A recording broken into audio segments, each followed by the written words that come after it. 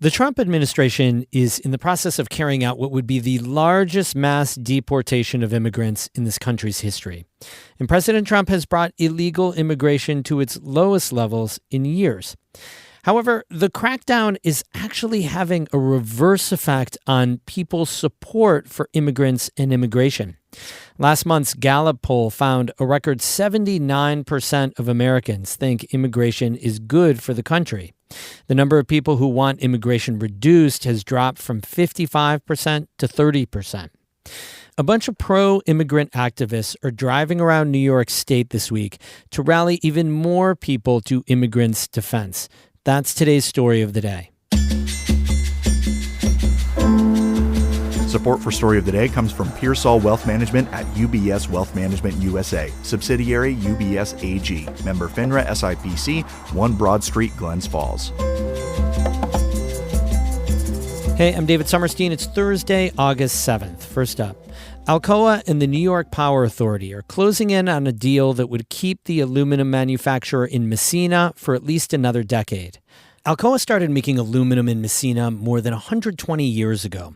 It's the oldest continuously operating smelter in the world, and the plant is a linchpin in the St. Lawrence County economy. The presence here is important in terms of the direct jobs, the indirect jobs, the economic impact. So Patrick Kelly of the St. Lawrence County Industrial Development Agency says news of a preliminary deal to keep Alcoa in Massena for at least another 10 years is huge. It's very important for Massena. It's important for St. Lawrence County. It's important for the North Country. What keeps Alcoa in Massena is cheap electricity from the hydropower dam on the St. Lawrence River. A 7-year contract expires next March. Under the new deal with the New York Power Authority, which manages that electricity, Alcoa would get 240 megawatts of low-cost power for 10 years. NYPA says if the company invests up to $130 million in its plants, that could extend to 20 years. And the company has to maintain at least 500 jobs. That's up from 450 in the current contract. At its peak, Alcoa employed well over 1,000 people in Massena. The framework now goes before a public hearing in Massena on September 9th. Then the NYPA trustees will have to sign off before the deal goes before Governor Kathy Hochul and Alcoa's board for final approval. This winter's World Cup ski jumping event in Lake Placid has been canceled. A recent inspection of the Olympic site revealed an issue with the observation deck above the larger of the two jumps. Darcy Norfolk is with the Olympic Regional Development Authority. She says Lake Placid has had a lot of recent momentum, hosting 3 World Cup ski jumping competitions in the last 4 years. It's disappointing that we're not going to be able to continue with that this year, but we're going to come back after construction and be able to continue that momentum going forward. The World Cup event was scheduled for mid-December. It's been relocated to Germany. The Olympic ski jumps will host a World Aerials competition in January. Plattsburgh's town supervisor is throwing his name in the hat to fill the seat of an outgoing state lawmaker. Michael Cashman announced today that he's seeking the Democratic nomination in a special election that will be called to replace Assemblyman Billy Jones. Jones said last week that he's resigning from the state legislature to spend more time with his family. He's taking a vice president position at Clinton Community College. Jones's district covers all of Clinton and Franklin counties and 5 towns in Essex County. He's the North Country's lone Democratic state lawmaker. Cashman has been the Plattsburgh town supervisor since 2016. He said in a statement that the region, quote, deserves a strong, clear voice in Albany that understands both the opportunities and challenges we face. Once Jones vacates his seat, Governor Kathy Hochul will have 10 days to call for a special election. That has to occur 40 to 50 days after her proclamation. It's expected to happen sometime this fall. Warren County has been removed from a federal sanctuary county list. The list was posted by the U.S. Department of Homeland Security at the end of May. It indicated that counties deemed sanctuaries for undocumented immigrants could lose federal funding. It's unclear how Warren County ended up on the list.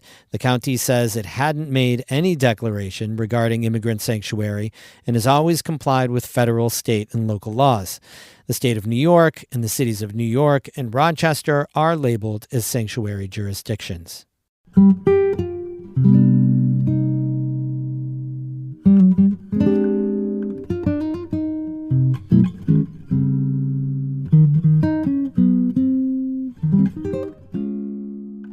There have been a growing number of protests against the Trump administration's plan to deport millions of people in the country illegally. In the North Country, one big concern is that the policy could lead to a labor shortage on farms, which rely heavily on migrant workers. This week, a car caravan is traveling across upstate New York to rally support for immigrant communities. They stopped in Elizabethtown earlier this week, where locals gathered to show their solidarity. David Escobar reports.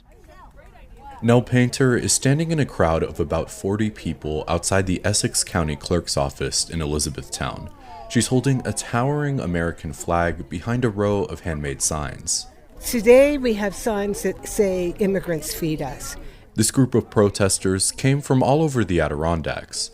Painter says they're here to stand in solidarity with the migrant workers who help sustain their communities. Just to remember that is important, and it's important for me too. I'm not a producer of food.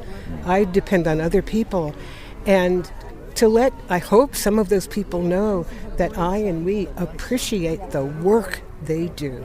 Thousands of immigrants work in New York's agricultural industries, on dairy farms, in apple orchards, and in food processing facilities.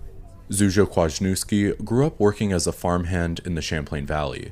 She says that over the years, foreign-born labor has become essential. As our labor force has diversified, we now rely on immigrant labor to staff our farms and harvest food and process food. But the concern goes beyond agriculture. Peter Hahn, who lives in Raybrook, says immigration crackdowns could worsen the region's already fragile labor market. I mean, our economy is at stake. In Saranac Lake, for instance, where we live nearby, there are lots of businesses that are closing simply because they can't get people.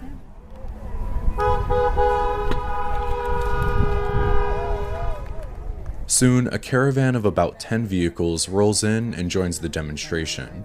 At the front of the line is Richard Witt, an Episcopal minister from the Hudson Valley.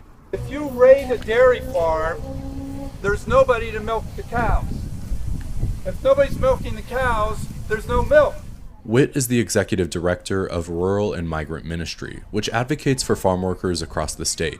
This is just one stop on a week-long trip that started on Long Island. They're heading to Potsdam, Massena, Canton, Ogdensburg, Watertown, and Sackett's Harbor on their way to Buffalo. He says the goal is to connect rural communities that are fighting for immigrant rights. The message to our elected officials is to pause, to turn down the vitriol, and examine what these policies are doing to our own economies, what these policies are doing to their own constituents. Witt says the turnout in Elizabethtown is a reminder that immigrants are deeply woven into the life of small towns across the region. Whether we're talking about farming or we're talking about elder care and home care, whether we're talking about international students in our colleges and universities, I mean, immigrants are throughout our economy, and without them, we're in trouble. As the caravan heads west, Nell Painter says she and her fellow protesters have to keep fighting for their immigrant neighbors. We're dependent on immigrant workers, and we need to respect their workers' rights, not just their rights as people who are working in the United States for Americans, but also their working people's rights. It's a message Painter and others hope will carry beyond this rally and into the policies that shape life in the North Country. David Escobar, North Country Public Radio, Elizabethtown. David Escobar is a Report for America Corps member. He reports on diversity issues in the Adirondacks through a partnership between North Country Public Radio and Adirondack Explorer. Again, a special thank you to all of you who increased your donation or gave a new one to help us make up for the huge $670,000 federal cut to NCPR. We have a massive hole to dig out of to keep our local journalism going strong. And you've given us a terrific start. Still so much work to do. But if you haven't donated yet, there's still plenty of time. You can give right now. Become a new member or up your regular donation at ncpr.org/give. Thank you, thank you, thank you. Music today by Michael Farley of Canton and Paul Myers of Colton. I'm David Summerstein, North Country Public Radio.